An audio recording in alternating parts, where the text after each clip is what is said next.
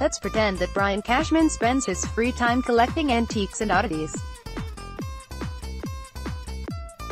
Busy men need hobbies, right? Perhaps his involves traveling the globe, scouting bazaars and storefronts for items to keep in his office. Now imagine if one day Cashman encounters a man who offers him an ornament that would guarantee to put visitors on edge. Talk about great leverage in business negotiations.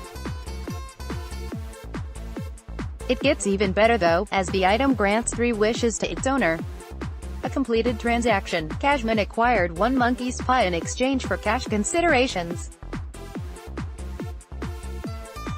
Armed with 3 wishes, one could imagine that Cashman would undo the Yankees' biggest blunder in recent memory. So long, Jacoby Ellsbury, and take your remaining 2 years and approximately $42 million with you. And just like that, Ellsbury would be off the Yankees roster. The disappointment and headaches and roster flummoxes? Gone. The outfield logjam? It just took one step closer to resolving itself. The most regrettable contract the Bombers passed out in the last 10 years. Ancient history. Only in its place now rests a longer, more expensive, and all-around worse contract.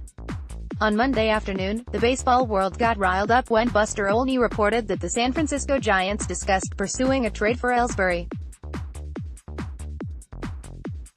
This news comes days after Jon Heyman noted that the club had been canvassing the outfield market looking for any help they could find on the cheap. Pursuing outfield help makes some sense for the Giants. Their current starting outfield features Chris Shaw, Steven Duggar, and Austin Slater. It took some convincing to accept that those are indeed real Major League ballplayers, and not computer-generated characters from MLB The Show. The interest in Ellsbury raises some eyebrows, however, considering he didn't play at all last year.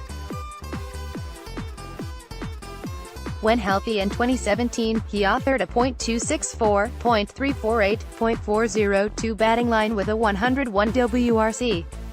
He didn't even break the 100 WRC threshold in the 2 previous seasons. Farhan's AD must have serious concerns about his team's complete lack of outfield depth. In a vacuum, moving Ellsbury sounds like a no-brainer to the Yankees. They could rid themselves of an onerous contract, and maybe save a few bucks if they're lucky. Most importantly, however, they would clear up a spot on the 25-man roster. His presence will create a lot of headaches for the team's management this spring, and he would hamper a lot of flexibility on the bench. The problem, however, is that the Giants appear to want Ellsbury in a bad contract swap. Olney speculated Johnny Cueto as a return for the center fielder, and that's where things get dicey. 2 reasons stand out as to why the Yankees probably wouldn't make that deal, assuming the center fielder waives his no-trade clause. 1. If Ellsbury isn't healthy, the Yankees can recoup insurance money. Cashman insists that Ellsbury will arrive to camp healthy and ready to reclaim his roster spot. Given his history of frequent and lengthy injuries, however, the Yankees will want to see that for themselves. There exists a non-zero chance that he won't finish spring training in perfect health. If that's the case, then the Yankees can just sit back and recover some of the insurance money on the contract. According to Wallace Matthews, the team has a policy on Ellsbury similar to how the Mets did with David Wright.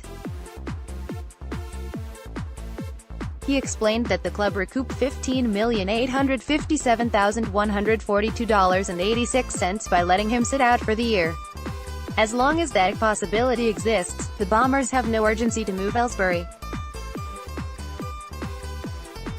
They will let him go through spring training to see if he starts the season on the disabled list. In a way, that may be the most optimal outcome as far as the organization is concerned. 2. Cueto's contract puts the Yankees in a worse position. Bad contract swaps happen all the time in baseball. Sometimes teams make the best of a poor situation. With Cueto, however, the Yankees wouldn't be moving Ellsbury's deal for an equally bad one. They would be taking on an even worse contract. Cueto, 32, underwent Tommy John surgery in August. He is expected to miss the entire 2019 season. Sure, maybe the Yankees can recoup insurance money similar to how they did with Ellsbury. That's not a sure thing, though. The right-hander also has a longer contract. When the Ellsbury's deal comes off the books, Cueto will still have another year and nearly $22 million owed to him.